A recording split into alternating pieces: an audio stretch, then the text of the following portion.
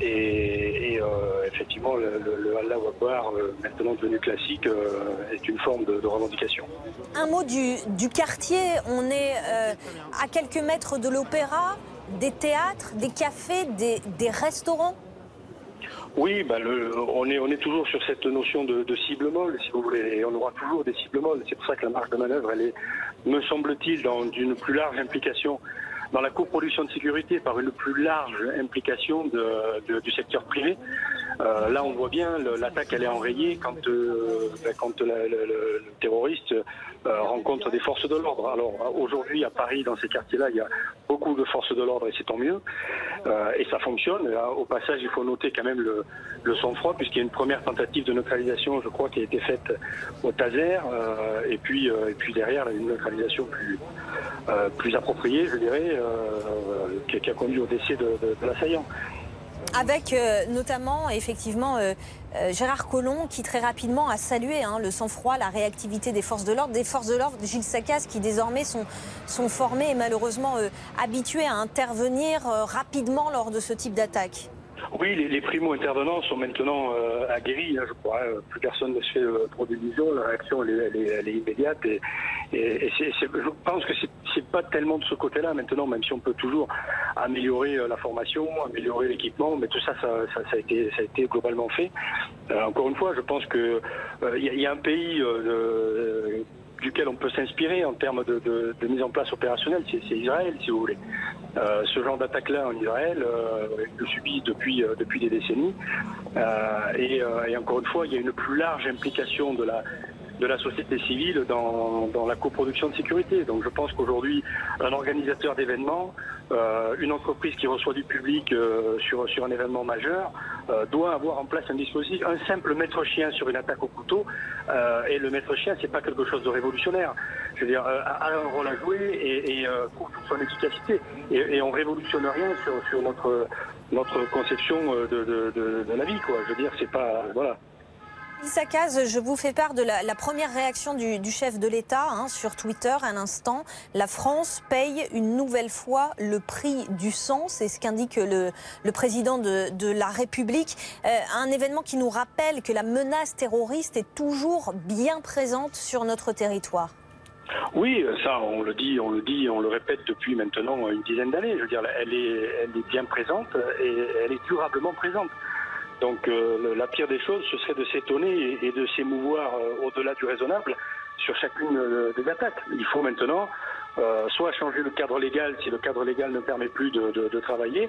On doit à la fois, comme je le disais à l'instant, être beaucoup plus présent en termes de coproduction de sécurité, mais aussi peut-être travailler sur des solutions de neutralisation en amont de ces profils lorsqu'ils sont connus, même si à l'occurrence là, sur le cas présent, on ne sait pas encore si on n'a pas assez d'éléments sur le profil de la personne pour savoir si il était connu ou pas des services de police. Gilles Saccaz, pour votre réaction en direct sur BFM TV. Cécile Olivier, justement, Gilles Saccaz l'indiquait, pour l'instant, il nous manque des informations sur le profil de l'agresseur, sur cet homme qui a attaqué au couteau des passants. On a quand même quelques petites informations ce soir. Quelques petits bouts d'informations, oui, d'abord sur son comportement au moment de l'attaque. Donc cet homme dans le quartier aux alentours de 20h50, dans ce quartier très fréquenté de l'Opéra, qui poignarde au hasard des passants selon un mode opératoire maintes fois conseillé par Daesh, qui dès qu'il voit les policiers, des policiers du 3e arrondissement qui patrouillaient dans le secteur, qui dès qu'ils voient les policiers courent vers eux pour les attaquer, et c'est à ce moment-là qu'un gardien de la paix l'a abattu en tirant 2 fois en sa direction. Cet homme, à l'heure qu'il est un parfait inconnu puisqu'il n'a pas ses papiers sur lui, donc il est en cours d'identification. Nous avons reçu une photo au moment où il est à terre, où il est pris en charge par les secours, photo que bien évidemment on ne va pas diffuser, mais où l'on voit un homme qui a l'air jeune, âgé d'une vingtaine d'années, de type nord-africain, avec une barbe, des cheveux longs et qui est vêtu de noir. Cet homme, donc la police est en train d'essayer de l'identifier. par divers procédés, d'abord par ses empreintes digitales, peut-être des prélèvements ADN, par la reconnaissance faciale pour mettre un nom sur cet homme. Et après, l'enquête judiciaire pourra se dérouler avec identification de son domicile, de son entourage, d'éventuelles perquisitions pour saisir du matériel informatique, des téléphones portables, peut-être voir s'il y a des armes, s'il a pu laisser une lettre de revendication. Le but étant d'identifier s'il a pu avoir des contacts et identifier d'éventuels complices. Voilà sur les informations qu'on possède à ce stade sur le terroriste. On va écouter le procureur François Molins qui a délivré une information capitale ce soir. On écoute. Donc je vous confirme l'agression qui s'est déroulée, qui s'est traduite par le décès d'un passant, des blessures par arme blanche occasionnées à 4 autres victimes. L'auteur des faits a été neutralisé par les services de police qui sont intervenus. À ce stade, et sur la foi d'une part de témoignages faisant état du fait que l'agresseur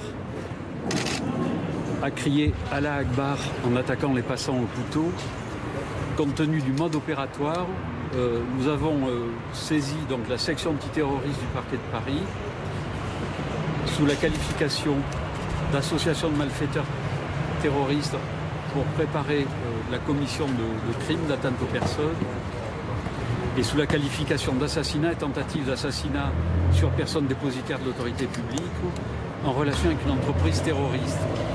Les services de police saisis sont le service régional de police judiciaire de Paris, en l'occurrence la brigade criminelle, la direction générale de la sécurité intérieure et la sous-direction de l'antiterrorisme, la direction centrale de la police judiciaire. C'est tout ce que je peux vous dire pour l'instant. Je ne prendrai donc pas de questions et vous serez bien sûr tenu au courant de l'évolution des investigations. La section antiterroriste du parquet de Paris est donc saisie. On regarde ces images en direct. On est dans le 2e arrondissement de Paris, rue Monsigny, où a eu lieu cette attaque au couteau qui a fait 1 mort, 4 blessés par arme blanche. Dominique Rizet, quel est maintenant le travail, notamment de la police scientifique qui est derrière cette bâche? La priorité maintenant, Céline, c'est de savoir qui est cet homme. Qui est cet homme, parce que quand on saura qui est cet homme, on pourra peut-être mieux comprendre ou trouver en tout cas ses motivations, s'il a laissé quelque part une revendication.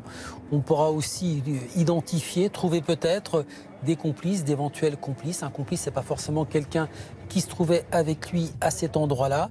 Ça peut être quelqu'un qui l'a aidé, qui aurait pu lui fournir une arme par destination. En l'occurrence, il ne disposait jusqu'à ce que l'on sait à cet instant que d'un couteau, mais en tout cas quelqu'un qui peut lui avoir fourni des moyens.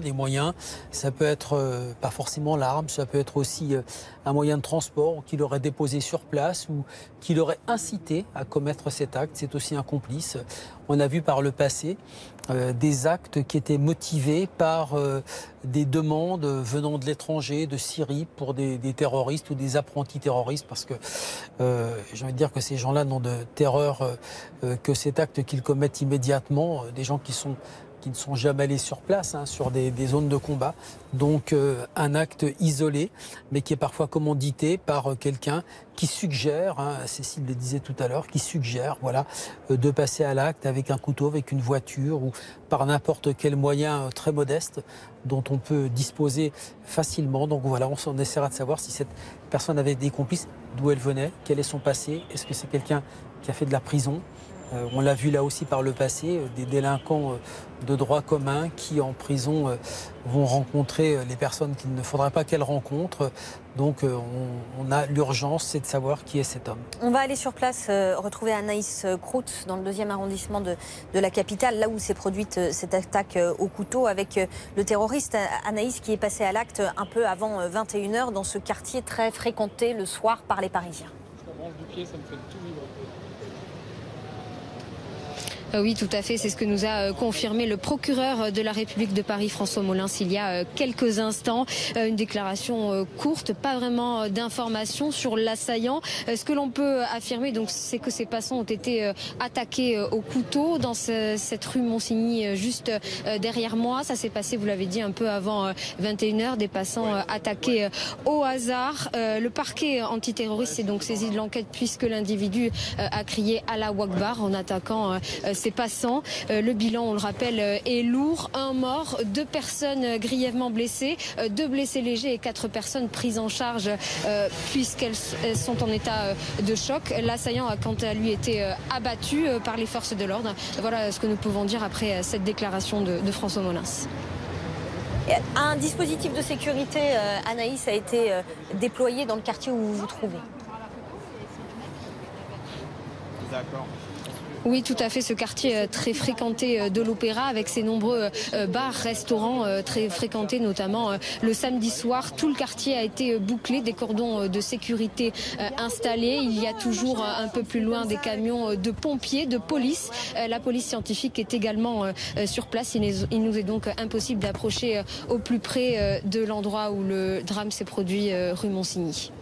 Merci beaucoup Anaïs Kroutz en direct du 2e arrondissement de Paris pour BFM TV. Cécile Olivier, on va refaire un point sur ce qu'on sait de cet homme, ce terroriste qui est passé à l'acte aux alentours de 21h.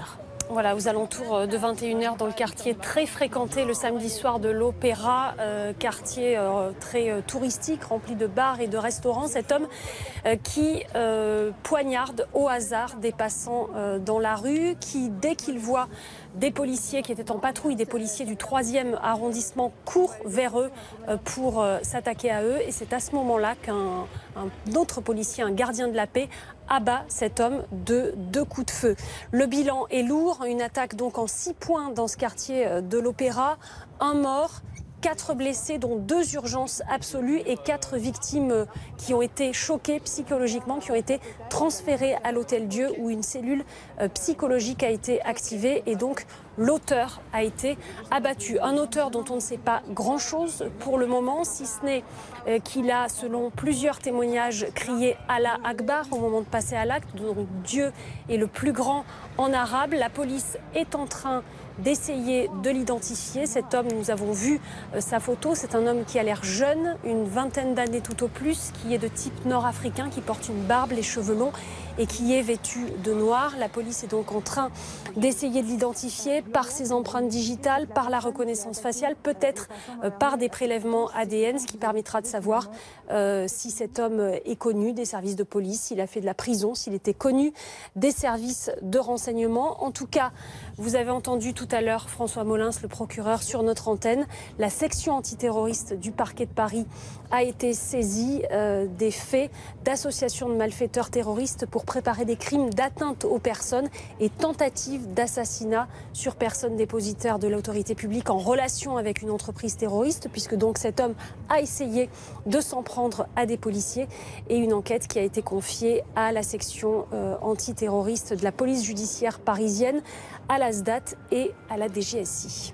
Merci beaucoup pour ces informations, Cécile Olivier. Alors que sur ces images en direct, vous découvrez effectivement la police scientifique qui est toujours sur le terrain, qui fait des prélèvements pour tenter de faire avancer l'enquête, d'en savoir plus sur le profil du terroriste.